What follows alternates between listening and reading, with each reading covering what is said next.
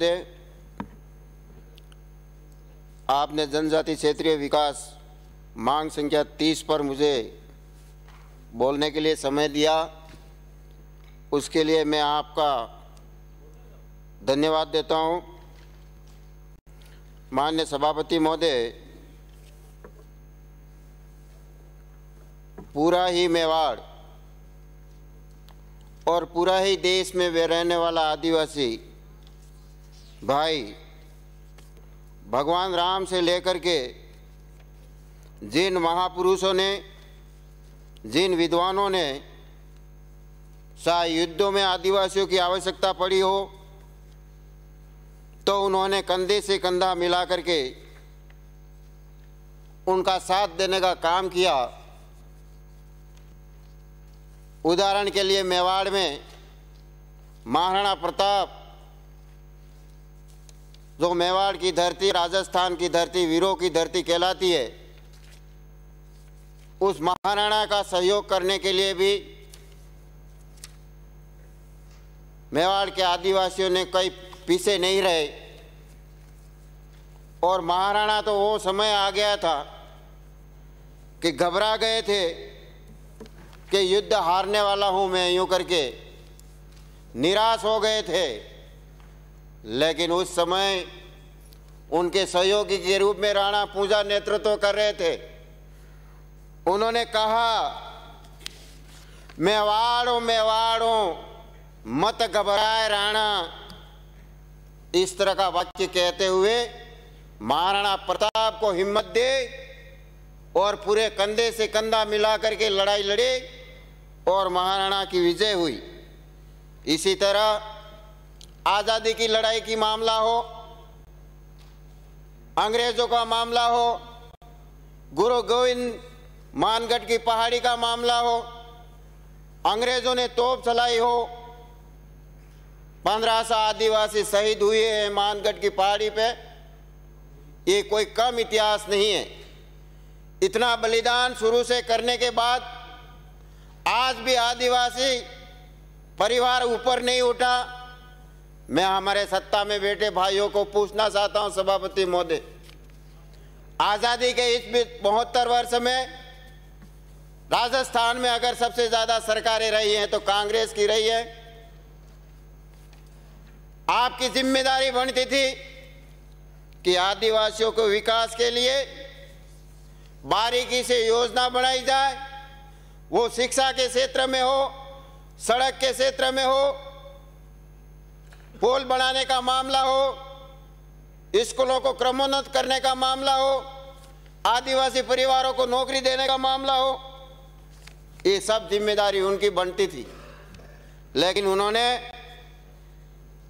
इस तरह का आदिवासी वोट बंद कर रह जाए, पढ़ लिख जाएगा तो हमें वोट नहीं मिलेगा, इस भावना को देखते हुए मुझे लगता है कि कोई योजना नहीं बनाई।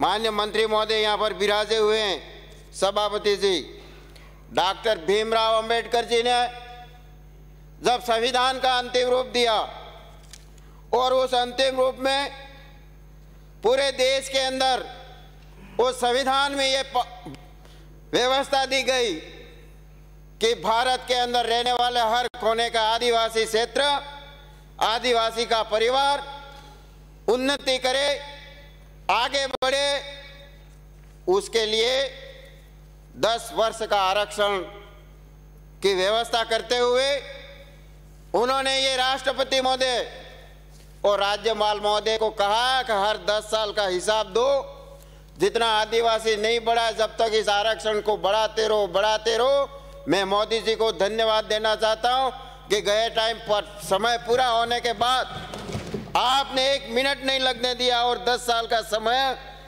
आरक्षण की व्यवस्था आगे बढ़ाई, जिससे जरूर इस 10 सालों में बढ़ाते रहे। वो संविधान, माननीय मंत्री जी बिराजो, मंत्री जी, वो संविधान की व्यवस्था मैंने कहा है कि जब तक नहीं विकास होगा तब तक बढ़ाते रहे। सरकार किसी की भी आए, चाहे आपकी आई हो, तो जिम्मेदारी संविधान को देखते हुए है बढ़ाने का प्रावधान। तो इसमें भी मोदी जी ने संविधान के आधार पर किया।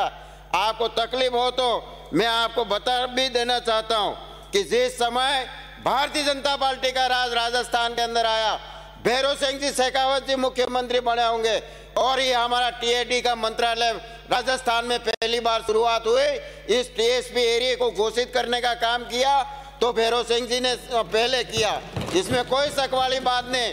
इसमें भुरिया कमेटी और अटल जी को भी श्रेय जाता, उनको भी मैं धन्यवाद देना चाहता हूं कि उन्होंने भुरिया कमेटी लागू नहीं की होती कि आज हमारे मेवाड़ के अंदर टीएसपी एरिया के अंदर सरपंच, प्रधान और जिला प्रमुख एसटी के चेयरमैन के रूप में नहीं होते। ये सारा हमारे पास तो प्रमाणिक बात मैं बोल रहा हूं इस सदन के अंदर।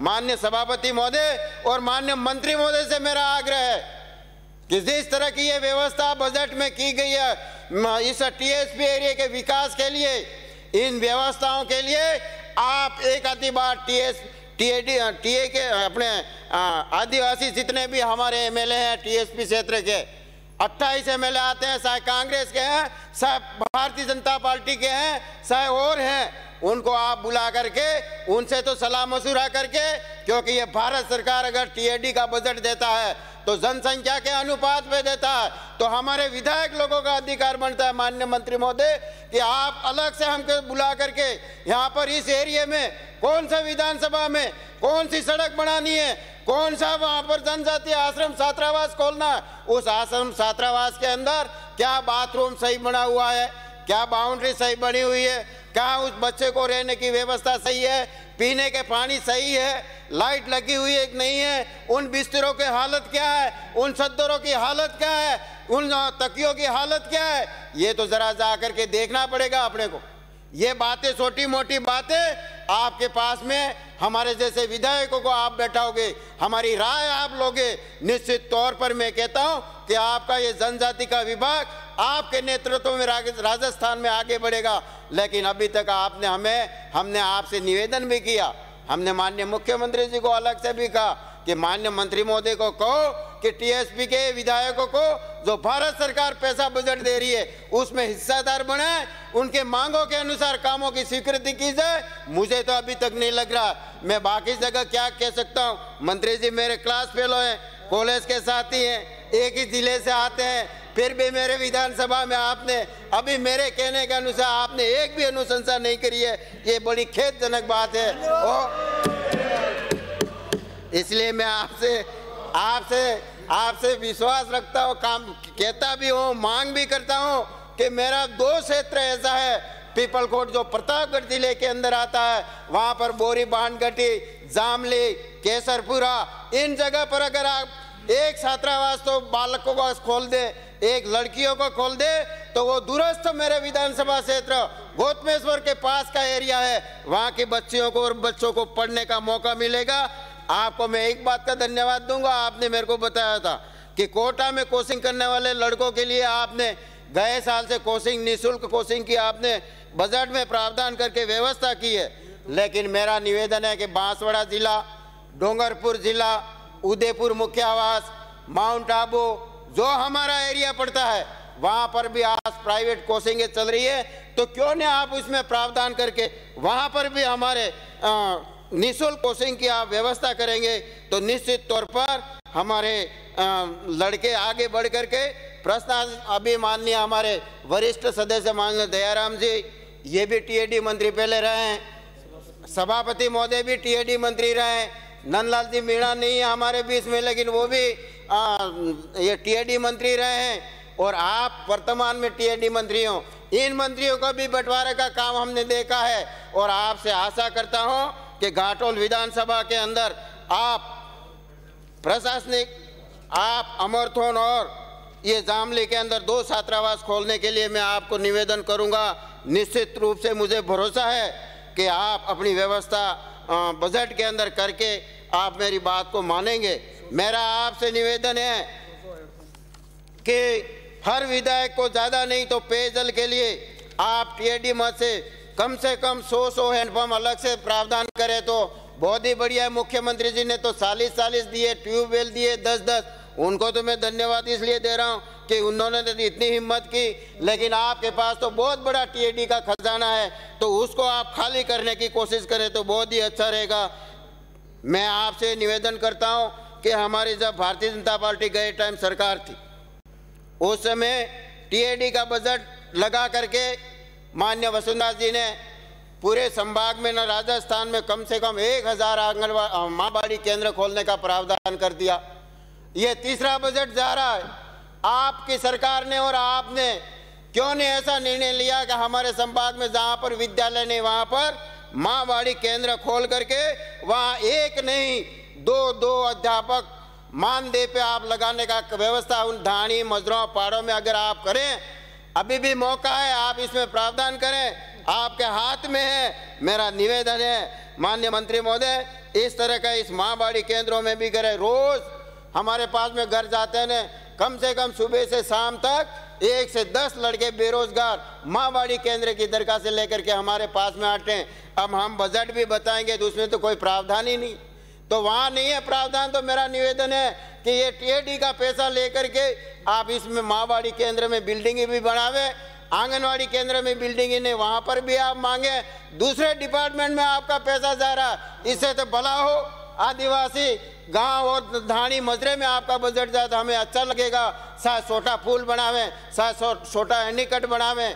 आपने देखा होगा सड़कें हमारी अधूरी पड़ी हैं गांव ढाणी के लिए। मैं तो अटल जी नहीं रहे हैं इस धरती पे, हिंदुस्तान की धरती पे, लेकिन उनको धन्यवाद देता हूं, उनको याद करता हूं कि ये मेवाड़ ही नहीं, पूरा राजस्थान, पूरा देश गांव ढाणियों में रहने वाले लोग बड़ी सम्मान के साथ में अटल जी को याद करेंगे कि आपने प्रधानमंत्री सड़क योजना पहली बार संसद के अंदर लागू करने का काम किया, जिसकी वजह से आज पूरे देश के गांव सड़कों से जुड़े हैं। लेकिन हमारा दुर्भाग्य ये है कि पिछले 3 साल से जो सड़कें हमारी पीएमजीवाई की स्वीकृत थी, जिसके टेंडर हो गए थे, ठेकेदारों ने काम कर दिया, लेकिन आज तक सरकार ने उनका पैसा न देने की वजह से कोई टेंडर लेने के लिए या कोई काम करने के लिए तैयार मजबूर हो गया।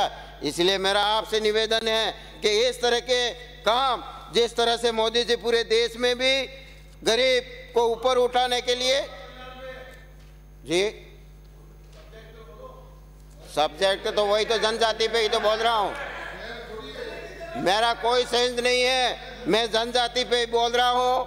जनजाति का विकास हो, आपके राज में काम नहीं हुआ जनजाति का, आपके राज में तीसरे बजट में हमारे जनजाति क्षेत्र में बजट नहीं मिला, हमारे कहने के अनुसार कॉलेज नहीं खुले, हमारे कहने के अनुसार नए स्कूलें नहीं खुले, तो हम तो इस बजट पे इस विषय पे बोल रहा हूँ। मैं इस विषय से छोड़ के नहीं बोल रहा हूँ,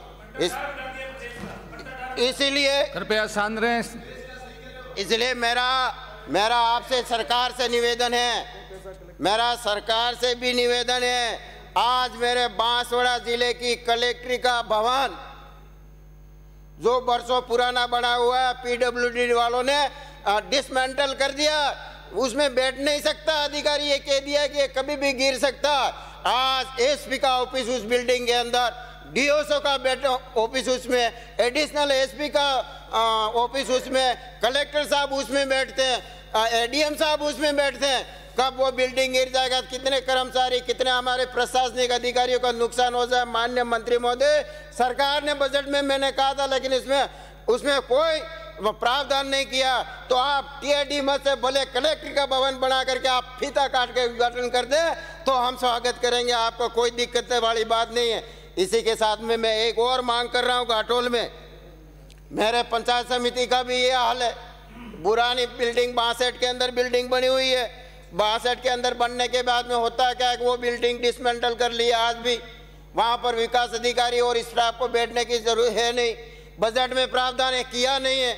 मैंने मांग भी रखी थी, लेकिन मैं आज सदन के माध्यम से, सभापति जी के माध्यम से माननीय मंत्री महोदय को याद दिलाना चाहता हूँ कि आप इस तरह का काम करें कि उस बिल्डिंग का बनाने का भी काम कर। आपने नाम बदलने का काम भी किया है, लेकिन जनजाति क्षेत्र के अंदर हमारा दुर्भाग्य है। मैं एक आपको बताना चाहता हूं कि हमारे राज्य के अंदर पंडित दीनदयाल उपाध्याय के नाम से सामुदायिक भवन स्वीकृत किए थे पंचायत समिति मुख्यालय पर, और वो लागत किसकी थी? 45 लाख के। लेकिन सारी प्रक्रिया होते होते आचार संहिता लगने की वजह से वो भवन बने नहीं। लेकिन अभी गए बजट के अंदर आपने प्रावधान किया, उसमें लिखा है डॉक्टर भीमराव अंबेडकर सामुदायिक भवन और उसकी लागत 45। कोई बात नहीं, आपने नाम बदल दिया, कोई बात नहीं, लेकिन इस भवन को बनाओ तो सही।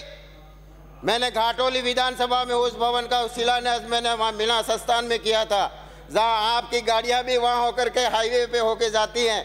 भले बारी मेरी पट्टी का हटा देना, लेकिन वहाँ पर आप भी इस भवन को वापस बनाने का काम अगर जल्दी कर देंगे तो जनता आपको याद करेगा। मेरा माननीय सभापति सरकार से आग्रह है और निवेदन है कि पीपल कोट क्षेत्र के अंदर जो हमारी बिजली की पानी की व्यवस्था टंकियां तो बन गई हैं L&T कंपनी के द्वारा, जो पिछले हमारी सरकार ने शुरुआत की थी, जिसमें आपका भी एरिया पड़ता है आधा और आधा एरिया मेरा भी पड़ता है। लेकिन मेरा आपसे एक निवेदन है कि माई बांध हमारा उदयपुर संभाग का सबसे बड़ा बांध है। वहाँ से कई जगह पावर हाउस से बिजली की उत्पादन होता है, लेकिन दुर्भाग्य ये है कि एक रामगढ़ गांव है जो माई के गेट लगे हुए उसके पास का, जो कुछ मकान तो मेरे विधानसभा में आते हैं और पूरा गांव 70% गांव आपके विधानसभा में आता है। और दुर्भाग्य ये है कि उस गांव को आज एक बिजली का एक बल्ब वहाँ पर नहीं मिला, लाइन नहीं गई, उन लोगों को उनकी ज़मीनें भी डूबी है। वो देख रहे हैं माई बांध इतना बड़ा वहाँ पर 5 नंबर पे भी बिजली उत्पादन हो रही है, दूसरी जगह पर भी हो रही है, लेकिन उनके लिए कुछ भी नहीं हो रहा। तो उस रामगढ़ के लोगों के लिए मंत्री महोदय उन लोगों की डिमांड नहीं भर पाएंगे तो TAT का बजट दे करके उस गाँव को उजाला में लाएं तो वो लोग हमें भी आपको भी याद करेंगे। ये मेरा आपसे निवेदन है। कृपया समाप्त करें। अभी शुरू किया है मैंने। माननीय सभापति महोदय, मेरा सरकार से एक निवेदन है, मैं प्रधान रह करके आया हूँ और MLA बन के आपके बीच में हूँ। आपको अच्छी तरह से मालूम है कि पंचायत समिति में नरेगा जैसी योजना और सरकार ने श्रमिक कार्ड बना करके एक तोहफा दिया था। उस 100 दिन मजदूरी करने वाला श्रमिक का अगर हाथ कट जाएगा, पांव कट जाएगा, आया उसकी कोई घटना हो जाएगा तो उस श्रमिक कार्ड के माध्यम से उसको बहुत बड़ी बेनिफिट मिलने वाला था। लेकिन आपकी सरकार आने के बाद में आपने पंचायत समिति से उस श्रमिक कार्ड को बनाने की योजना जिला हेडक्वार्टर पे आपने कर दी, वहाँ पर कर दी, जिसकी वजह से वहाँ ना तो श्रमिक अधिकारी है, ना वहाँ पर स्टाफ बैठता है, ना वहाँ पर 100 दिन काम करने वाला मजदूर वासोड़ा तक जा सकता है, हेडक्वार्टर तक। इसको आप परिवर्तन कर रहे। सरकार इस मामले को परिवर्तन करके वापस इस श्रमिक कार्ड की बनाने की पंचायत समिति में व्यवस्था करें तो वहाँ के स्थानीय लोग जो रोजगार करते हैं उनको ज्यादा से ज्यादा श्रमिक कार्ड बनेगा। समाप्त करें माननीय सदस्य, समाप्त करें, समय आपका हो गया। हेलो, अच्छी बात है। आपकी बात को मानते हुए आपने मेरे को बोलने के लिए इस तरह की बात, तो सैम लोढ़ा जी, अरे इसके लिए बहुत बहुत धन्यवाद। जय हिंद, जय भारत।